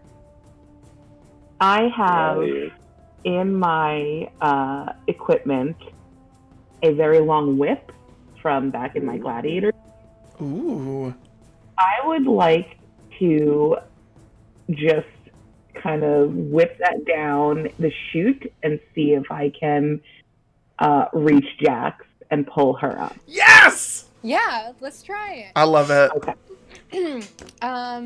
I'm gonna have a joint roll here, so Beg, you're gonna roll like you would attack, just so that we can say you get that perfect mark on the target you were looking for. Smart. So we'll have you roll for that first. That's an 11 base. Plus 4? Plus 4, 15? Sure. All right, so you wanted to hit how far down? Jax is on the 4th floor. I don't know if you would be aware. I don't think you'd be aware of that. So aiming it down the center of the chute makes the most sense. Do you want to say anything? Just grab onto this. Okay. All right, so Jax, you see this strange licorice whip come right down the center of the chute. I am going to need you to make a dexterity. I guess this would... Dexterity check. It's not sleight of hand. Acrobatics? I guess acrobatics would be the best one for something wild like this. Guidance on myself. All right, so an acrobatics check for Jax. What did you say there, Emily? Sorry. I'm casting guidance on myself, so whatever you roll will add a d4. Ooh, okay. So a d20 plus a d4? You will do the d20 first, Sure and then thing. roll d4 and add whatever that is. Sounds good. D20 was only 8, but Okay. the D4 adds 3, so 11. And then it's Nice. 15 because my dex, right? Yeah. All right. So you grab a hold of that whip. And, Licorice whip, licorice whip. for And the Beck, win. do you want to describe, like, are you lifting Jax up? Or are you whipping them back up and around? I mean, it's a halfling and a goblin right now. Yeah. Your weight distribution is basically Oh. equal. I feel like I wrap the end of the whip, like the one that I'm holding, around my waist to like I don't know, so I don't drop her. And then and I just start like pulling up over the edge of this chute here. All right. Jax, you have been flung up over onto the 14th floor. I will say that for the moment you are prone, but you obviously can get back up on your round, but you were just shot up with a whip. 14 floors. So, very exciting. Welcome back. That was really creative. Well played. It is your turn. You have just taken all of this poison damage, and now the Wantee is standing about 20-ish feet from you. All right, I'm mad, but I'm also not trying to die today. So I'm gonna have to do a little stealth real quick. Get into some hiding mode. Okay. Do you want to try and make a stealth check? That's the plan. All Okay. right. That's going to be a D20, Chris. I don't know. How are you trying to stealth this big snake man? Okay, but fine. All right. I will say it's going to be at a disadvantage just because they've got eyes on you. I will say, if you've ever seen a cat react to a snake, though, if anybody can pull it off, it would be Ina. This is true. Yeah. All right, let's make it happen. It was a 3. The roll was a 3. That's not good. I don't understand why a D20 doesn't start at 10 and then go to 20, and then there are 11 20s. Yeah, I never understood that either. Right. Description. All right. Is there a way you kind of want to shape this turn for you with a failed stealth check? I guess I'm trying to, maybe dive behind the stacks or something, but I'm still kind of wheezing from that gas. I'm just I don't quite make it. I mean, is there any way? Who's next in initiative? You are, Quid. Can I? Move Well, I was gonna further say away. I could try to if Ina didn't get close enough, I can try to at the very least distract it with a color spray, if not blind it, as long as it's not going to hit Ina. I can try to react to Ina's stumble with probably a stumble of my own, let's be real. But I can at the very least try to divert attention so that Ina, is not vulnerable. All right. Ina, are you in front of Quid or to the right or left of him or? I think only like slightly closer to the one T, maybe to the right. All right. So Quid, slightly up to your right, is Okay. Ina trying to hide behind a stack. So color spray, to my knowledge, is a cone, right? So if I can take a few steps to get ahead of Ina and blast the creature in the face, who hopefully doesn't have any resistances, it blinds for 1 round, I believe. Okay.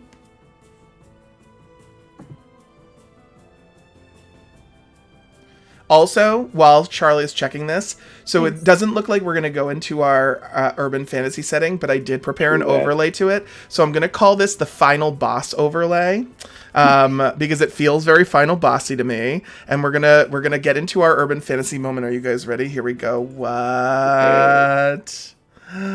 Paint it pink. All right. Ooh.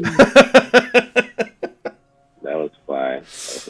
Okay, so a creature's hit points must be equal to or less than the remaining total for that creature to be affected. That's not true. So if you can roll I will say even at 60 points, if you rolled 60-10 and got 60 full points, they still have more HP than that Right. at this point. Oh my god. Okay. Well, the cultist did get a hit on that. No, you're right.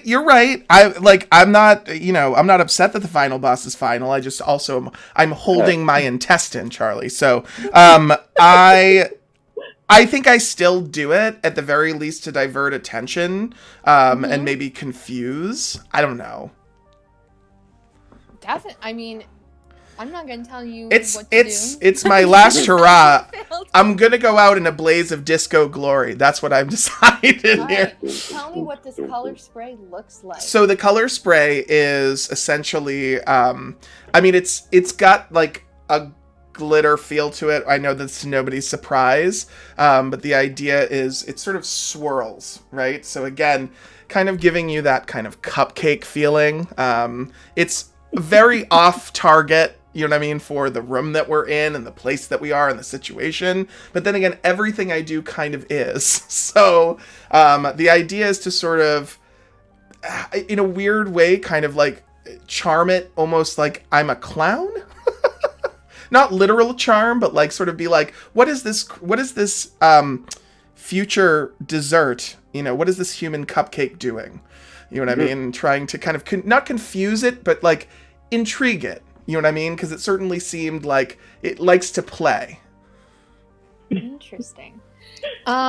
With that strange array, you see the Mind Whisperer looks at your little diversion as a diversion. It's like, interesting. Yeah, use me. Look at me.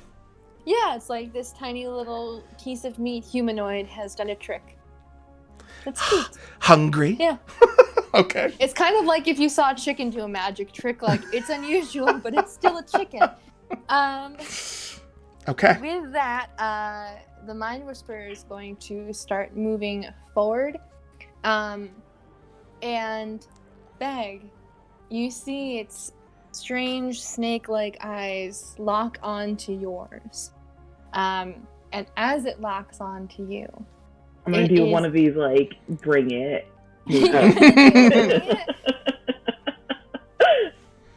Okay.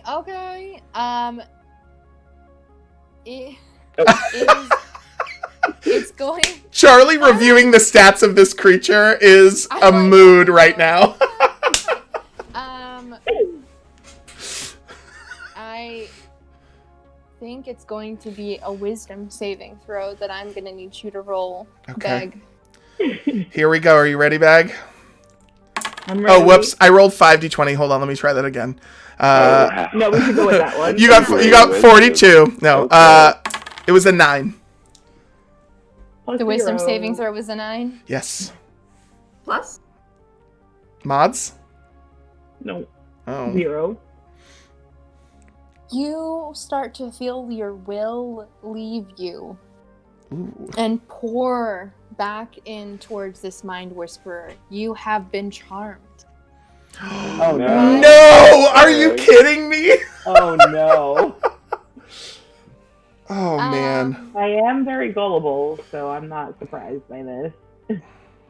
And basically, you now see this Mind Whisperer as an ally to you.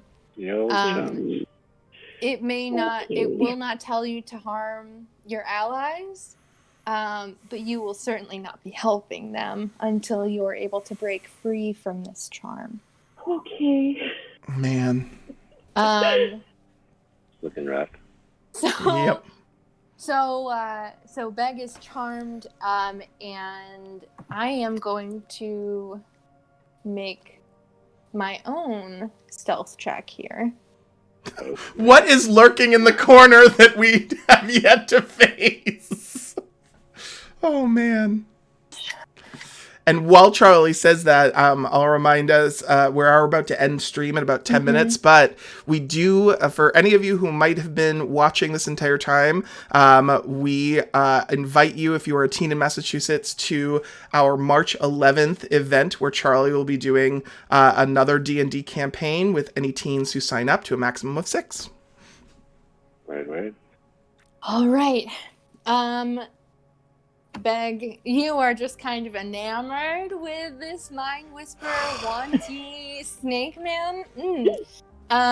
Quid, you're holding your guts. You just did a little trick for it, and you're feeling like you were patronized. Yep.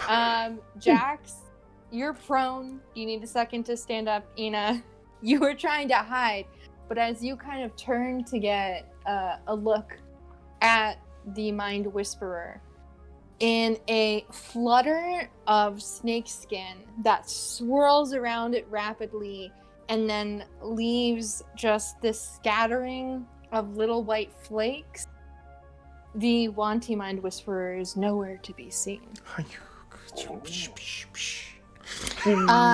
Next up in the round is Jax. It's gone. So I've been absent from the battlefield for the entire battle. Is anyone still up besides the Mind Whisperer who is vanished?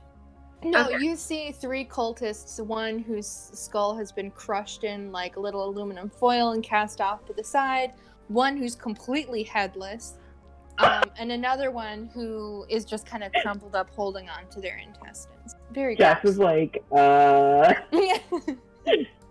Beg's just grinning like a fool, like. There's one thing I could do, but this is probably more useful. I'm gonna channel divinity and I've never done this before. I'm going to use Twilight Sanctuary, which is what I get with my subclass, and it creates a 30-foot sphere around me. And anyone who ends their turn on that sphere, I can cancel an effect that's causing them to be charmed or frightened. And I'm just gonna walk over to Beg and hope that when he ends his turn in there, he will be uncharmed. Wonderful. All right, awesome. Is that your full turn? Is making sure that Beg is able to break free of this? Well, where did I go? I think that's an action. Yeah, and I don't. Not much I can. Oh wait, bonus action. Is it bonus action? Yes, bonus action. I'll cast Spiritual Weapon, and what is my spiritual weapon? A giant crowbar made of stars appears floating in the air, and it's ready to hit something whenever there's something to hit. Awesome. All right. Okay, Like that, so with like your that. magical crowbar, it's freaking cool. Floating at the ready. Beg, you are next up in the round. Okay. Your friend disappeared. Where I did he was go? gonna say. Oh my god. Beg's doing fine. You were really getting along. They're just gone? Okay. So I'm still charmed by him even though he's not around anymore? I mean, the initiative is still rolling, so the Mind Whisperer is still here. He's somewhere. He's Okay. somewhere. He's here. He's just... Is Okay. Beg Where is in he? the sphere yet?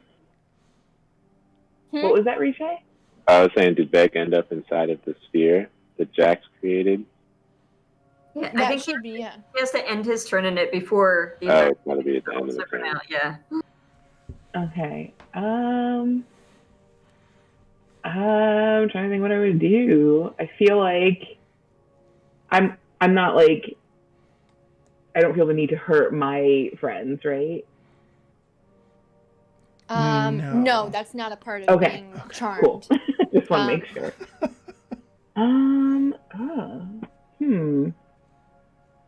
I'm just going to. I'm trying to remember. Can I ready an action Sure. so that when he does show up again, I am ready to do something? Knowing that... so I would say it's kind of like weird because like at the end of this round, the Yeah. charm breaks. So if you readied an action to harm them, that would kind of go against the point of your Right. charm. So let me do this. Well, I wouldn't want to help my team either, I guess.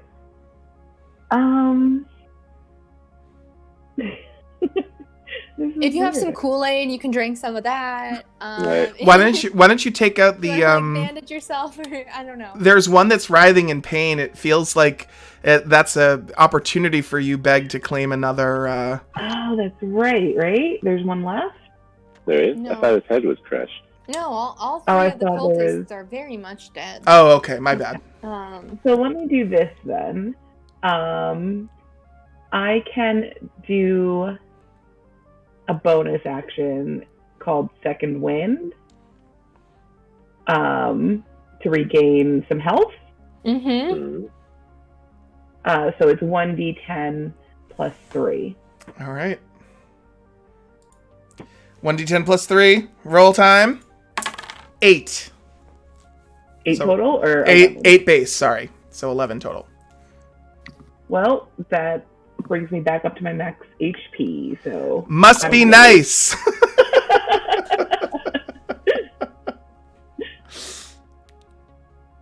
All right. Next up in the round is Ina. And Cool. I will consider this kind of like we're slowly closing into the final actions. Got you. I do have an eye for detail as one of my thief skills, and with that, I can make a perception check and try to spot a hidden enemy So I'm gonna Ooh. give that a shot. Spend my Alright. bonus action to try and spot where this one has disappeared. Please. Do I have to make a contesting check, or are you just I think it's just a DC. okay? So the roll that I made happened while Charlie was asking a question, so it doesn't count, right? Yeah, Oh, that's how that works. Oh, it does. Wow. Are you sure? It was No, it I'm was- not sure. Wait a second. right. I did it without prior approval. Right. I mean, I definitely think it doesn't let's count. go again. Oh, it was a 13. You guys, Oh, amazing. that's beautiful. Wow. All right. So we'll Plus, say a 13. You see out of the corner of your eye, Ina, that all of these stacks that have kind of been laid out parallel in this archive, I have a map that I want to show really quick to give you guys a sense of what you've been I'm walking through. gonna love this. We gotta send this to the map center. All right. Amazing. Ooh. I didn't draw that. But as you are kind of looking up, you realize that, like a thick python, there is this coil of snake that's just kind of like leaning up against all of the tops of these bookcases in a little coil around your group. Oh no. And you can kind of like, it's not fully visible. This Wanty seems to have almost chameleon-like skin. You can see the kind of like, Oh, when it breathes in, you can see the scales kind of shift a little with the perception, but to the eye that's just kind of wandering around, you wouldn't be able to see it at all. got you. Well, first I'm gonna be like, it's up there, everybody. It's on top of the shelf. Mm-hmm. And then I guess with my action, probably my last action, I'll start trying to like push whichever shelf is closest to me that it's like partially on. Try to like push it down, get a little domino effect. Sure. Make a quick strength check. Okay. I have 0 strength, so it's all in the roll. You rolled. For You. anyone who's watching, please don't push over the shelves in the library. Only if you have. I think that's a pretty only if inventive. there's a giant I mean, if you're snake strong man. enough to do that. Well, I don't know if today was Ina's day for pushing over and defacing a library. It was a 5. So you lean up against it. You guys. Somebody help me! Help me push this. Can I join? Can I like realize what Ina's doing and join? Am I next? You are next up in the initiative. So, I Ina, mean, you communicated. If like I see that that's Ina's intent, right? I could probably use the what's it called? The momentum, right, of an initial mini kitty push to do a chubby man push, maybe behind the kitty push. I mean, I got nothing here. I could my next best option is just to like make it into a dance party. So I would say that you would get advantage for that. I don't want to like. I mean, backseat DM here. Make a strength check as well, Quid. All right, let's do it. All right, here I come, Ina. It's a 3 Woo! Ooh, we are. All right. with no Oh, actually, it's a 2 because I have a -1 modifier. Mhm. So one of the bookcases rocks a little bit, and Ina, you look One up book and falls you off. see this like uncomfortable shift as it's like starting to slither and like move in a tighter and tighter coil around the group. Quid, what is your armor class again? 10. Okay. You never want to hear that question. As you are kind of looking up and also leaning back against this bookcase to try and knock it over, your eyes meet the Wanty Mind Whisperers. And it leans in, its mouth pretending in this huge jaw with all these little teeth, and it goes in for a bite. Okay. Yep. That is going to be an 18 to hit. And it is going to do 16 psychic damage. As nice knowing you, whole Quid. jaw distends and snaps down on your head. Yep. And with that, I think we are going to close out this story for now. Did they get the I'll tell you how it ends. What I'm gonna say is the glitter that I used in my hair is not non-toxic. So that Yuan Ti. Oh, come on, GM. So in closing this out, this is such a fun game. I hope that anyone watching this also enjoys themselves. It's a lot of fun to work with these teen librarians and do this. I will again be leading a teen D&D event on March 11th. Whether or not it is traditional D&D fantasy or urban fantasy is up to you. For all registrants, you will be filling out a survey and you get to vote on that with the other participants. So, Chris, if there's anything you want to do to close this out, for sure. Thanks for leaving this all on a nice suspenseful note. Absolutely. Play with you. Ditto, of course. I want to thank Riche and Jackie, who have been on these streams from the get-go, which I make it sound like a bigger deal than it is because we've only done one other one. But I want to also thank Emily for her first ever successful stream. Ooh. We're giving you applause, Emily. And we hope, obviously, if teens are watching this, that you guys had fun. But the entire purpose of this is really to illustrate what D&D is all about, how it works, in case you're curious. Charlie will be running that session on March 11th, and you can register at bpl.org/events. I think Michelle probably posted that in there a couple times. The other thing that I will mention is we... Actually, I don't think I have anything else to mention. Was there something else that was important? We have several different things going on right now at BPL Teen Services.